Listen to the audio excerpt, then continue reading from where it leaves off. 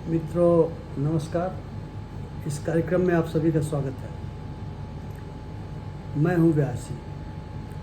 आजकल देश में एक नई बहस छिड़ गई है।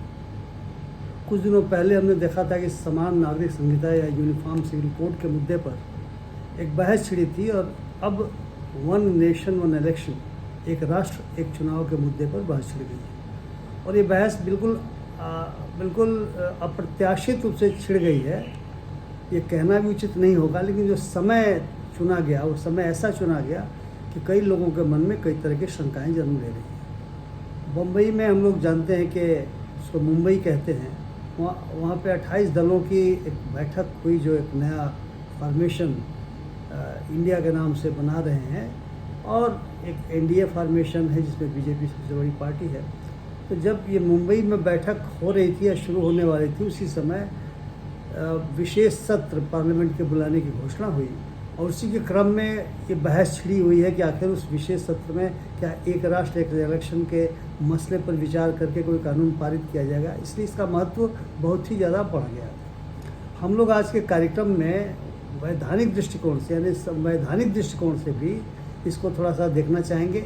पक्ष और विपक्ष में क्या तर्क दिए जा रहे हैं ये भी थोड़ा सा देखना चाहेंगे, और ये भी देखना चाहेंगे कि जनता के दृष्टिकोण से वास्तव में इस मसले पे, जो राष्ट्रीय महत्व का मसला है, छोटा मोटा मसला नहीं है, क्या होना चाहिए। हम सभी इस बात से अवगत होंगे, हम में से वे लोग जो थोड़ा देश के बारे में जानते हैं या संविधान के बारे में अपनी समझ रखते हैं, कि 1967 तक लोकसभा और विधानसभाओं के चुनाव एक साथ होते रहे हैं। और हम तो बचपन में देखते थे, क्योंकि जो चुनाव होते थे तो स्वाभाविक सी बात है कि बच्चे के रूप में हमारी भी थोड़ी उत्सुकता रहती थी। घर के लोग जाते थे चुनाव में वोट देने के लिए, कि अलग अलग मत पेटिकाएँ रहती थी। विधानसभा के लिए अलग रहती थी मत पेटिका, और लोकसभा के लिए अलग रहती थी। और बैलेट पेपर्स भी अलग अलग दिए जाते थे, और इस हिसाब से लोग कार्रवाई करते थे। मैं नहीं जानता प्रचार के रूप में क्या होता था, लेकिन जहाँ तक कंडक्ट ऑफ इलेक्शंस का सवाल है, वोटर के नज़रिए से दिखाई देता था कि एक वोट यहाँ देना है और एक वोट वहाँ पर देना है। लेकिन 67 के बाद देश में जिस तरीके से विधानसभाओं में और लोकसभा में भी जिस प्रकार से विभिन्न पार्टियों के गठजोड़ बनने लगे, नो कॉन्फिडेंस मोशन के आधार पर सरकारें गिरने लगी, फिर देखा गया कि अलग अलग चुनाव होने लगे। मध्यावधि चुनाव की भी नौबत आ गई और अलग अलग होने लगे। पार्लियामेंट में भी हमने देखा कि 77 में चुनाव हुए, हालांकि जो 71 में चुनाव हुआ था उसके अवधि 1 साल के लिए बढ़ाई गई, और फिर 77 में चुनाव इमरजेंसी के बाद हुआ, और फिर 1979 के अंत में चुनाव करना पड़ा। 5 साल की अवधि लोकसभा को नहीं मिली। और हमने ये भी देखा कि 96 में 96 में जो चुनाव हुए, उसके बाद 98 में चुनाव हुए, 99 में चुनाव हुए पार्लियामेंट के, क्योंकि पार्लियामेंट में जो सरकार बनी थी वो अस्थिर हो गई, क्योंकि बहुत सारे दल इधर से उधर, उधर से इधर हो गए। और ऐसा होना स्वाभाविक भी कई बार लगता है, क्योंकि दलीय जो प्रतिबद्धताएं हैं वो टूट रही हैं, टूटती दिखाई देती हैं। उसके अपने बहुत सारे कारण हैं, इस पर हम लोग कोई बाद में चर्चा कर सकते हैं। लेकिन इस माहौल में जब हम एक राष्ट्र और एक चुनाव की बात करते हैं, तो शायद एक राष्ट्र में तो चुनाव कई तरह के होते हैं। लोकसभा के चुनाव, विधानसभा के चुनाव, यहाँ तक राज्यसभा के चुनाव, लेजिस्लेटिव असेंबली के चुनाव, प्रेसिडेंट के चुनाव, म्यूनसिपैलिटीज़ के चुनाव, ग्राम सभाओं के चुनाव, जिसको हम ग्राम पंचायत कहते हैं। ये सारा कुछ एक साथ होना पॉसिबल नहीं है, संभव नहीं है। इसलिए चर्चा केवल ये चल रही है कि क्या लोकसभा और विधानसभाओं के चुनाव एक साथ हो सकते हैं। अब जरा हम देखें कि इस पर विधि आयोग ने क्या कहा था। विधि आयोग ने 2018 में एक रिपोर्ट दी थी। जस्टिस BH चौहान उसके अध्यक्ष थे, और उन्होंने उसके पक्ष विपक्ष दोनों में संवैधानिक आधार पे चीज़ें रखी थी, जिसको हमें जानना बहुत आवश्यक है। चुनाव होने चाहिए, इस पक्ष में बहुत महत्वपूर्ण तर्क ये है कि साहब खर्चा बचेगा, सरकार का बहुत खर्चा लगता है। दूसरा, जो प्रशासनिक और जो सिक्योरिटी फोर्सेज होती हैं उस पर काफ़ी तनाव आ जाता है, काफ़ी बोझ आ जाता है। उस बोझ में भी कमी आएगी। हम तो चुनाव करा चुके हैं, और ऑब्जर्वर के रूप में भी हम देख चुके हैं कि कितनी ज़्यादा सिक्योरिटी की आवश्यकता आजकल पड़ रही है, और कितना ज़्यादा प्रशासनिक मशीनरी को इसमें लगना पड़ता है। तीसरा, इसमें लाभ ये बताया गया विधि आयोग के द्वारा, जो सही है, कि तब 5 सालों के लिए अगर लोकसभा और विधानसभा में सरकारें बन जाती हैं, तो वे डेवलपमेंट के काम में, विकास के काम में बिना किसी विघ्न बाधा के लग जाएंगी। और चौथा ये बताया गया कि जो भी पॉलिसीज़ डिसीजंस लेने होंगे उन पॉलिसी डिसीजंस को लेने में उनको कहीं कोई बड़ी परेशानी नहीं होगी, इम्प्लीमेंट करने में भी दिक्कत नहीं होगी, क्योंकि जो प्रशासनिक मशीनरी है उसके पास इस सब काम करने के लिए पर्याप्त समय होगा। क्योंकि आप जानते हैं कि गवर्नमेंट भले ही पॉलिसी डिसीजन ले, उसका इम्प्लीमेंटेशन तो प्रशासनिक मशीनरी कहती है। लेकिन विधि आयोग ने स्पष्ट किया कि जो हमारा संविधान है उस संविधान के पार्ट 15 में इलेक्शन के संबंधी प्रावधान दिए हुए हैं और उनमें 324 से लेकर के 329 तक जो अनुच्छेद है वो दिया हुआ है। उसमें कहीं भी लोकसभा और विधानसभाओं के चुनाव एक साथ कराने की बात नहीं कही गई है। तो इलेक्शन कमीशन चुनाव कराता है इन दो के बारे में इलेक्टोरल रोल का बनाया जाता है कि जो एडल्ट सफरेज यानी वयस्क मताधिकार के आधार पर लोग वोट दे सकते हैं, उनका इलेक्टोरल रोल बनाया जाता है जो लोकसभा में भी काम आता है, विधानसभा में भी काम आता है। उसके लिए कानून भी बनते हैं।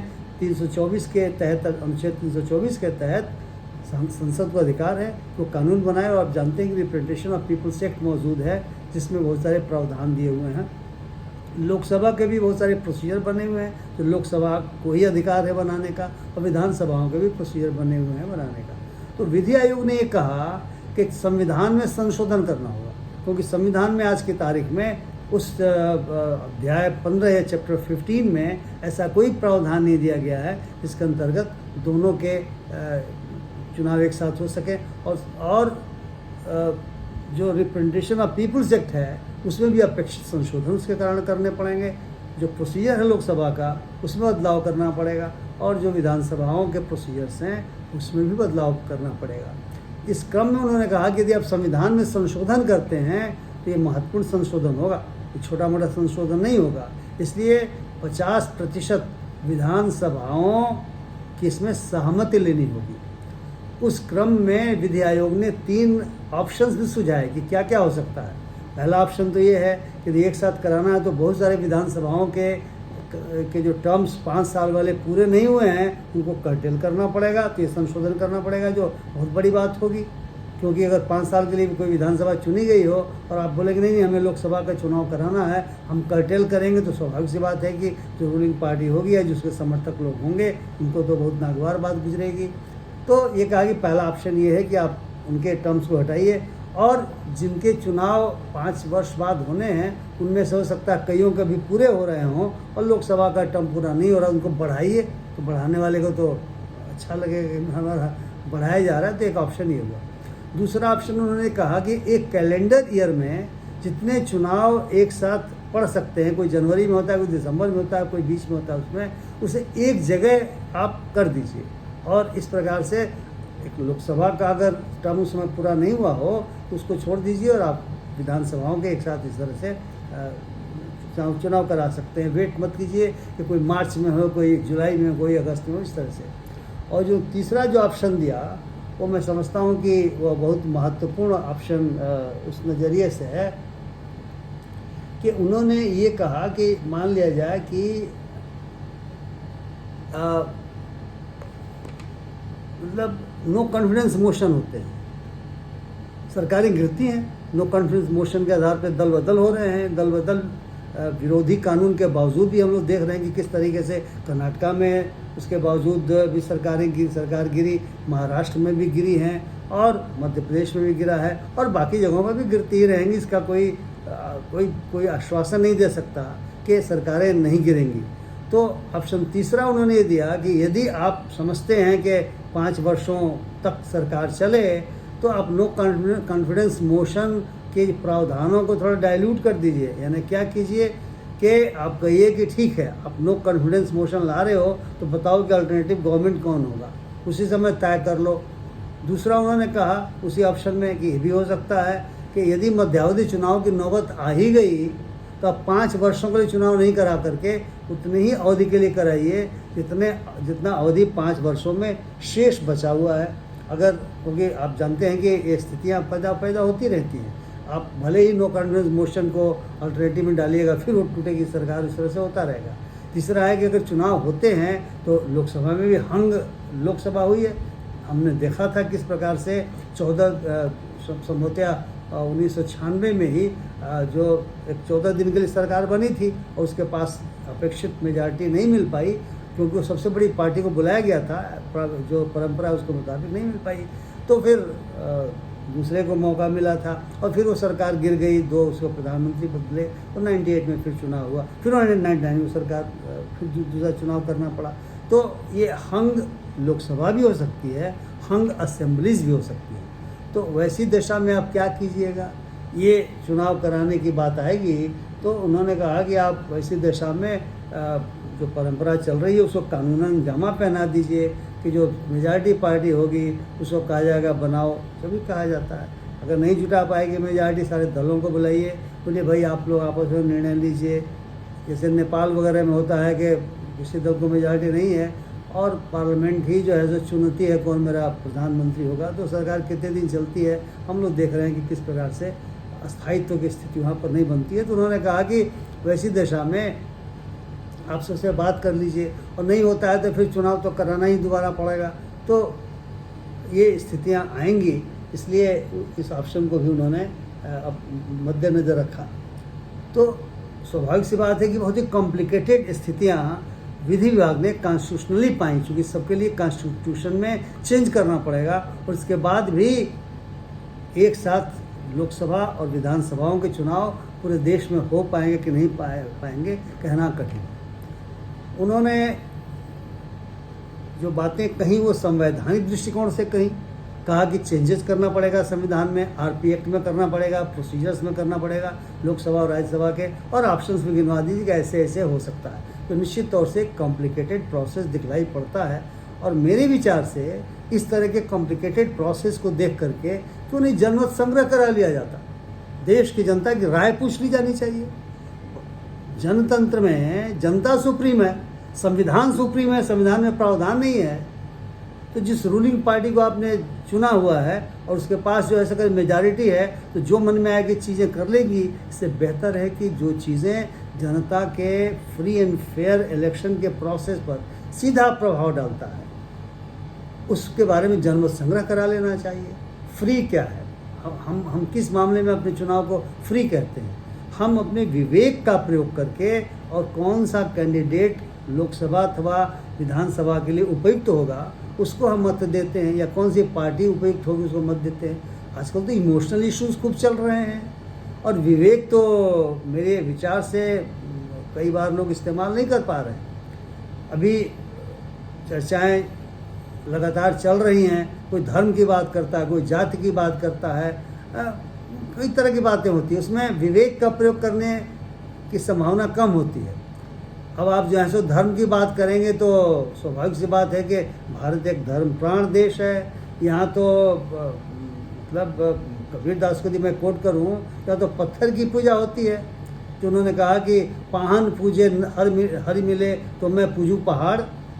उन्होंने ये कहा कि साहब ये जो मस्जिद चढ़ के मुल्ला बांग दे क्या बहरा हुआ खुदा है, ये स्थितियाँ उत्पन्न होती हैं हमारे देश में हैं। जो यथार्थ है तो इस यथार्थ को समझना पड़ेगा। वो जनता का यथार्थ, तो जनता का विश्वास है, तो जनता की आस्था है, और यदि उसका उपयोग करके अगर चुनाव जीते जा सकते हो या चुनाव को इमोशनली एक जगह से दूसरी जगह झुकाया जा सकता हो, तो ये तो फ्री नहीं हुआ। और दूसरा फेयर चुनाव होना चाहिए, यानी जो जनता का फ्री विल है उसे रिफ्लेक्ट करने में बाधा नहीं पड़नी चाहिए। तो ये महत्वपूर्ण मुद्दा है, एक राष्ट्र में चुनाव हो क्या उसके लिए जनमत संग्रह कराया जाना चाहिए। विधि विभाग ने ऐसा ऑप्शन नहीं दिया, लेकिन मैं आपको सोचने के लिए इस ऑप्शन को दे रहा हूँ। और जो विधि विभाग ने ऑप्शन दिया तो अभी कहा था कि फिर एंटी डिफेक्शन लॉ को आप अमेंड कर दीजिए।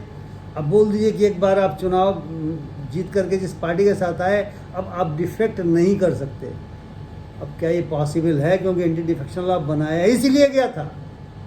इलेक्शन कमीशन कह रहे हैं कि स्पीकर को कहे कि 6 महीने के अंदर फैसला करें, लेकिन हम सभी देख रहे हैं कि स्पीकर 6 महीने के अंदर तो फैसला करते नहीं। वे एक कॉन्स्टिट्यूशनल अथॉरिटी हैं और कई बार लोगों को सुप्रीम कोर्ट जाना पड़ता है। सुप्रीम कोर्ट कहता है कि आप फैसला कीजिए। मणिपुर का केस हम जानते हैं, मणिपुर में स्पीकर ने फैसला नहीं किया था और सुप्रीम कोर्ट को आज से 4-5 साल पहले की बात है समन करना पड़ा था हमको, और वो बोले हम नहीं जाएंगे क्योंकि हम तो खुद कोर्ट हैं। तो ये जो कॉन्स्टिट्यूशनल कन्फ्रंटेशन की स्थितियाँ होती हैं उसको आपको अमेंड करना पड़ेगा कॉन्स्टिट्यूशन में। ये बात भी विधि आयोग ने रखा था। अब हम समझें कि इसके विपक्ष में क्या तर्क है। विपक्ष में तो पहला तर्क ये है कि लोकसभा के चुनाव राष्ट्रीय मुद्दे पर होते हैं और जो विधानसभाओं के चुनाव है स्थानीय मुद्दों पर होते हैं। अब यदि मुझे अपने कॉलोनी में सड़क बनवानी हो या मुझे अपने गांव में सड़क बनवानी हो तो हम एमपी को नहीं पकड़ते, हम विधायक को पकड़ते हैं। तो क्या चुनाव के समय जो स्थानीय मुद्दे हैं, मैंने एक उदाहरण दिया आपके सामने, छोटा सा उदाहरण दिया, बहुत सारे मुद्दे होते हैं। पानी का सवाल है, बिजली का सवाल है, सड़क का सवाल है, दफ्तरों में बड़ी परेशानियां होती है उसका सवाल है। तो एमपी वो काम नहीं करेंगे क्योंकि एमपी तो दिल्ली में रहते हैं और एमपी के लिए पॉसिबल नहीं है, एमपी का क्षेत्र बहुत बड़ा होता है। इसलिए चुनाव जो विधानसभा का है और स्थानीय मुद्दे पर होता है। यदि हम दोनों को एक साथ मिलाएंगे तो जनता कंफ्यूज हो जाएगी कि हम एक को दे रहे हैं लोकसभा के लिए कि एक को दे रहे हैं विधानसभा के लिए। क्योंकि राष्ट्रीय मुद्दे, और संभव नहीं कि प्रचार के समय राष्ट्रीय मुद्दे जब उठ रहे हैं तो उस समय स्थानीय मुद्दे भी उठाए जाएंगे और जनता विवेक से, जैसे निश्चय विवेक की तरह से सोचती रहती है, ऐसा वो सोचे। मुझे नहीं लगता कि ये प्रैक्टिकली किसी से ऐसी आप उम्मीद कर सकते हैं कि वह राष्ट्रीय और स्थानीय मुद्दों को निकाल करके, हटा करके और अपना विवेक का इस्तेमाल वोट देने के पहले करें। दूसरा सबसे महत्वपूर्ण जो इसमें है कि अगर 5 साल में ही चुनाव होने हों, तय हो जाए कि साहब विधानसभा के चुनाव या लोकसभा के चुनाव 5 साल में होंगे, उसके पहले नहीं होंगे। डॉक्टर लोहिया को याद करें, कहा जिंदा कौमें 5 साल इंतजार नहीं कर सकती। इसका मतलब जो भी कानून बनेंगे, गलत या सही, जनता के नाम पर बनेंगे और जनता उसका विरोध करने सड़कों पे नहीं आएगी। आपने देखा कि जो हमारा मध्य एशिया है, जो मिडिल ईस्ट है, वहाँ पर सरकारें पलट गई। उस तरीके से डेमोक्रेसी वहाँ नहीं थी, लेकिन जनता सरकार के विरोध में सड़कों पर आई। ट्यूनीशिया से मामला शुरू हुआ और इजिप्ट जैसे देश में जहाँ पे तानाशाही का शासन माना जाता था, ध्वस्त हो गया और बहुत सारे देश वहाँ पर ध्वस्त होते चले गए।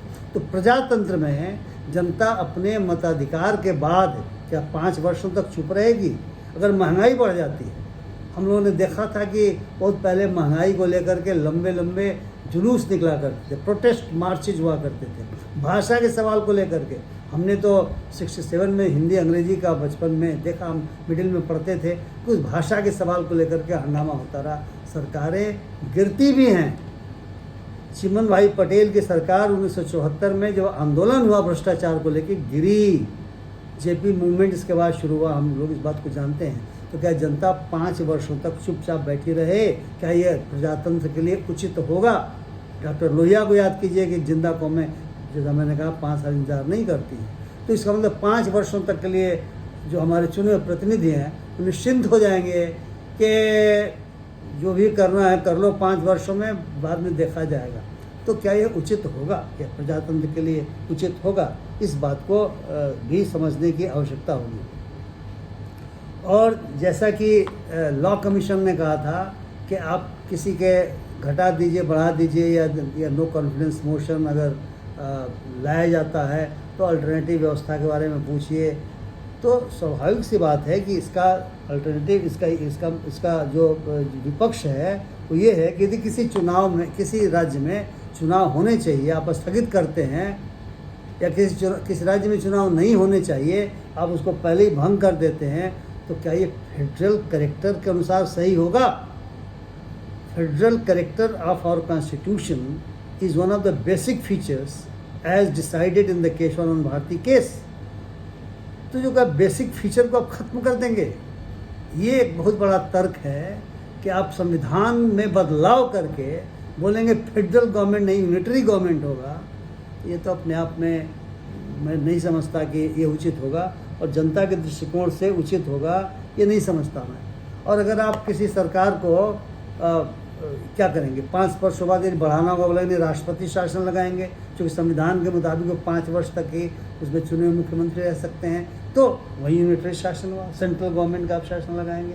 ये सारी चीज़ें बहुत महत्वपूर्ण हो जाती हैं। जैसा मैंने कहा कि जनता के नज़रिए से देखा जाए तो स्थानीय मुद्दे और राष्ट्रीय मुद्दों में फ़र्क करके विवेक के आधार पर निर्णय लेना कि किसको मत दिया जाए कठिन हो जाएगा। तो जनता को इस कठिनाई में डालने वाली चीज़ नहीं होनी चाहिए। यदि करना है तो फिर जनमत संग्रह कराइए, बहुत सारे देशों में जनमत संग्रह करके बहुत महत्वपूर्ण बिंदुओं पर निर्णय लिए जाते हैं। हमारे हुक्मरानों को जनता को फेस करना चाहिए और जनता के बीच जा कर के कराना चाहिए जनमत संग्रह बहुत सारे महत्वपूर्ण मुद्दों पर। या तो अचानक ही बहुत सारे बिल पेश हो जाते हैं, जो हमारे माननीय सांसद हैं उनको भी पता नहीं चलता कि क्या बिल आने वाला है, और बहुत ही महत्व के निर्णय हो जाते हैं, बिना बहस के भी बिल पास हो जाते हैं। जो प्रक्रियाएं होती हैं कि साहब स्टैंडिंग कमेटी में जाए, अब मैं नहीं जानता कि कितने बिल स्टैंडिंग कमेटी में जा रहे हैं, वो एक अलग विश्लेषण का विषय होगा, लेकिन जा तो बहुत कम रहे हैं। बहुत सारे बिल जो जाते हैं स्टैंडिंग कमेटी, उसमें जनता के मत आमंत्रित किए जाते हैं, लेकिन हमारे देश में जनता का मत कौन देता होगा? कुछ वकील लोग देते होंगे, कुछ पॉलिटिकल पार्टीज देती होंगी, कुछ पढ़े लिखे तबके देते होंगे। तो अब जनमत संग्रह करा लीजिए बहुत सारे महत्वपूर्ण मुद्दों पर, और एक राष्ट्र एक चुनाव के मुद्दे पर तो कराना ही चाहिए। तो मित्रों, ये मेरे अपने विचार थे इस बहस के बीच में। यदि आपको अच्छा लगे तो आप इसे शेयर करें, लाइक करें और अपनी टिप्पणियों से मुझे लाभान्वित करें। और यदि आपने अभी तक मेरे चैनल को सब्सक्राइब नहीं किया है तो कृपया सब्सक्राइब करें। बहुत बहुत धन्यवाद। नमस्कार।